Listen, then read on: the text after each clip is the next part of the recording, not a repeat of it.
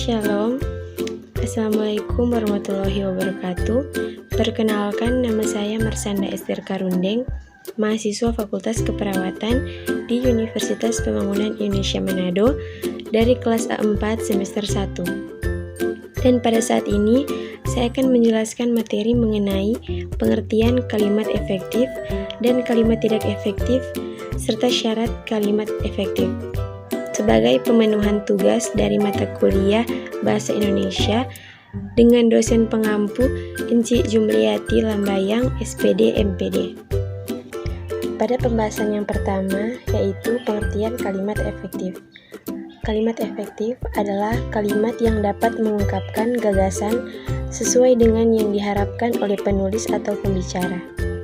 Suatu kalimat dapat dikatakan efektif jika si penerima pesan dapat menyampaikan kembali gagasan, pesan, perasaan, ataupun pemberitahuan sebagaimana yang dimaksud oleh pemberi pesan.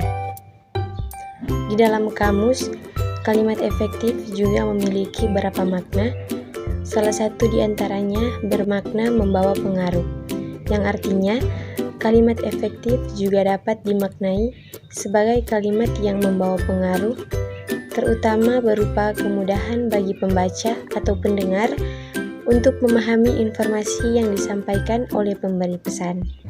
Dan yang kedua, pengertian kalimat tidak efektif. Kalimat tidak efektif adalah kalimat yang susunan kalimatnya tidak mudah untuk dipahami dan tidak dapat memunculkan pesan yang lengkap dan jelas bagi pembaca atau pendengar. Karena pesan yang ingin disampaikan oleh penulis atau pembicara tidak mudah dimengerti, maka kemungkinan besar pembaca atau pendengar salah menerima maksud dan tujuan dari pesan yang disampaikan oleh pembicara atau penulis. Dalam lingkungan akademis, kalimat tidak efektif sangat tidak dianjurkan untuk digunakan dalam berbagai macam tulisan ilmiah. Mengapa demikian? Karena kalimat tidak efektif membuat hasil penelitian tidak akan mudah dimengerti oleh kalangan akademis. Dan yang ketiga, syarat-syarat kalimat efektif.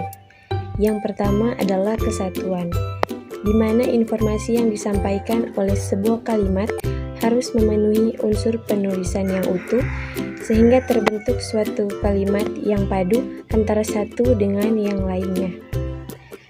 Dan yang kedua, keparalelan, di mana kalimat yang memiliki imbuhan pada predikat lebih dari satu harus memiliki jenis imbuhan yang sesuai antara satu dengan yang lainnya.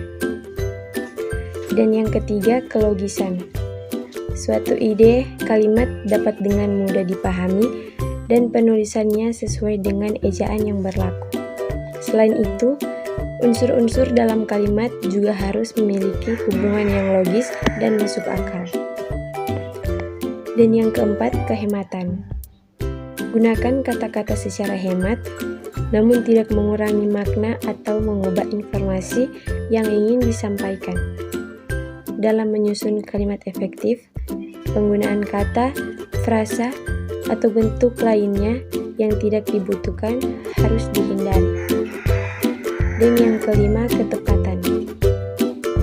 Informasi yang akan disampaikan dalam suatu kalimat harus jitu atau sesuai dengan sasaran, sehingga dibutuhkan ketelitian yang tinggi dan beberapa hal yang perlu diperhatikan untuk menciptakan ketepatan kalimat, yaitu memakai kata yang tepat dan kata berpasangan harus sesuai. Dan yang keenam, kecermatan, di mana kalimat yang efektif itu harus cermat.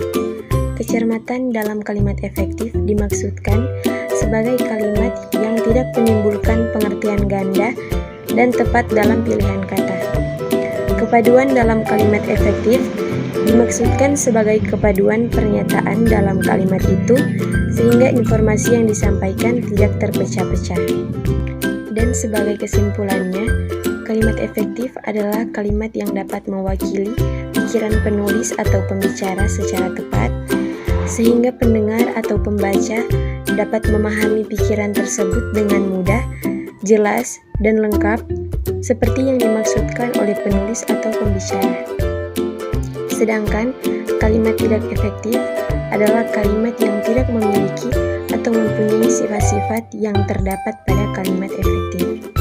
Sebelum saya mengakhiri video ini, di sini saya ingin mengajak adik-adik atau teman-teman sekalian yang ingin melanjutkan studi di perguruan tinggi di bidang kesehatan, marilah bergabung bersama UNPIK khususnya di Fakultas Keperawatan yang memiliki 2 program studi ilmu keperawatan dan program studi nurse, dan yang tentunya sudah berakreditasi B dengan dosen-dosen yang profesional dan tentunya dengan harga yang terjangkau.